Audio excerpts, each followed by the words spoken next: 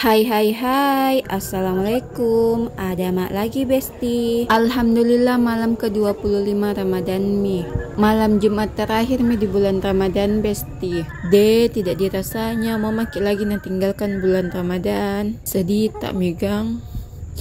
Ngomong-ngomong besti, ini kan malam Jumat, besok itu hari Jumat. Insya Allah itu besok selesai Jumat bagus dilaksanakan sholat kafarat. Cari maki di YouTube apa itu dibilang sholat kafarat dan tata caranya bagaimana. Insya Allah itu tidak menyesal besti laksanakan sholat kafarat.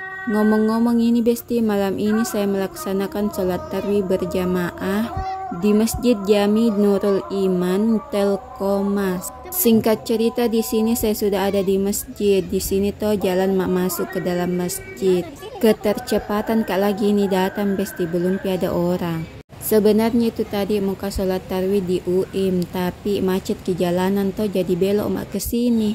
Daripada terlambat ke Senggang, mending toh di sini kak. Karena aku dengar juga masjid sekitar tadi itu sudah sholat mi. Tapi sampai kak di sini belum ada orang, baru mau azan. Ngomong-ngomong ini besti, di sini tuh selesai mau orang sholat nah tidak kurekam kita tadi mau pulang ini. Oke besti, sampai di sini dulu ceritaku. Assalamualaikum, jangan lupa bangun sahur.